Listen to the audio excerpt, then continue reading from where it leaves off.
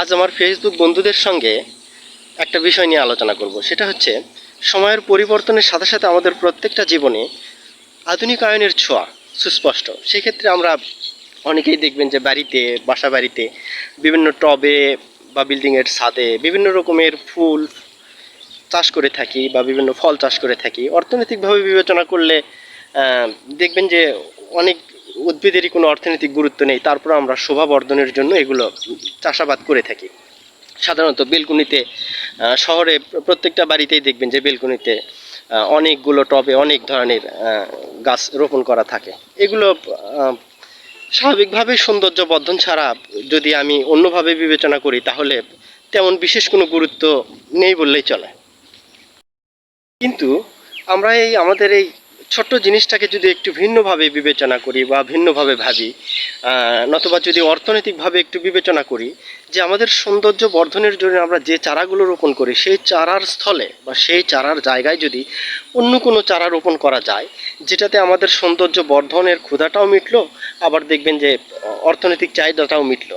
বিশেষ করে পারিবারিক ছোটোখাটো যে চাহিদাগুলো সেগুলোও কিন্তু মেটানো সম্ভব। দ্রব্যমূল্যের ঊর্ধ্বগতির এই সময় যারা আমরা কাঁচা বাজার করে থাকি তারা নিয়মিতভাবে বাজারে গেলে কাঁচা মরিচ এবং পেঁয়াজের যে ঝালটা, এটা যে কাউকে স্পর্শ করেনি এমন কোনো মানুষ খুঁজে পাওয়া যাবে না। তো আমার আলোচনাটা এখানেই শুরু, যে আমরা বাসা বাড়িতে ছাদে বা টবে যে অপ্রয়োজনীয় উদ্ভিদগুলো সৌন্দর্য বর্ধনের জন্য চাষাবাদ করে থাকি বা চাষ করি, সেগুলোর জায়গায় যদি আমি অর্ধেক পরিমাণ যদি আমাদের প্রয়োজন মেটায় এমন কোনো উদ্ভিদ বা চারা যদি রোপণ করি তাহলে ব্যাপারটা কেমন হয়। হ্যাঁ, আমি বলতে চাচ্ছি যে মরিচের কথা। যেমন ভিডিওতে যে মরিচটা আপনারা দেখতে পাচ্ছেন এটা হচ্ছে অর্নামেন্টাল মরিচ। এই অর্নামেন্টাল মরিচটা দেখতে যেমন খুব সুন্দর, গাছগুলো ঝোপালো এবং প্রচুর পরিমাণে ধরে। রং, স্বাদ, গন্ধ, ঝাল সব দিকেই স্বাভাবিক মরিচের মতো পরিপূর্ণ। তো এই মরিচটা আপনি যদি আপনার বেলকনিতে বা আপনার ছাদে অন্তত 5টা টবের মধ্যে 3টা টবে বা 2টা টবে যদি লাগান, দেখবেন যে আপনার পারিবারিক সামান্য একটু চাহিদাও মিটলো এবং আপনার সৌন্দর্য বর্ধনের কাজটাও সম্পূর্ণ হয়ে গেল।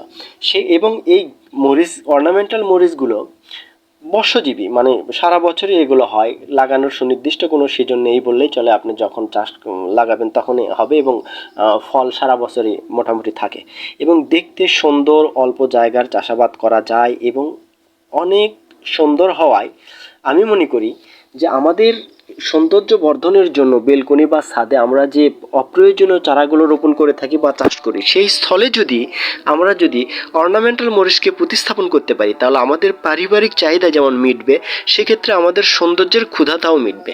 এখন অর্নামেন্টাল মরিচটা আপনি কোথায় পাবেন বা এই সম্পর্কে পুরোপুরি তথ্য আপনি কোথায় পাবেন, তো এই জন্য আমি বলবো যে মশলা গবেষণা কেন্দ্র শিবগঞ্জ বগুড়া, এখানে বৈজ্ঞানিক কর্মকর্তা জনাব মোহাম্মদ আবু হেনা ফয়সাল ফাহিম কর্তৃক নিবন্ধিত 2টা জাত আছে অর্নামেন্টাল মরিচের। একটা হচ্ছে বাড়ি অর্নামেন্টাল মরিচ 1 এবং বাড়ি অর্নামেন্টাল মরিচ 2। আপনারা যদি কেউ অর্নামেন্টাল মরিচ চাষাবাদ করতে চান বা চারা সম্পর্কে বা এই সম্পর্কে বিস্তারিত তথ্য জানতে চান তাহলে অবশ্যই মশলা গবেষণা কেন্দ্র শিবগঞ্জ বগুড়ায় যোগাযোগ করবেন। এখান থেকে অর্নামেন্টাল মরিচ চাষ সম্পর্কে বিস্তারিত তথ্য পাবেন এবং কিভাবে চারা পাবেন, কিভাবে রোপণ করবেন, কত সময়ের মধ্যে, যত কারিগরি সহযোগিতা বা তথ্যগত সহযোগিতা সব কিছু পেয়ে যাবেন। আমার এই ভিডিওটা যদি কোনো উপকারে আসে বা তথ্যমূলক বা আপনাদের ভালো লেগে থাকে তাহলে অবশ্যই ভিডিওটাতে একটা লাইক দিবেন। ধন্যবাদ সবাইকে। আসসালামু আলাইকুম।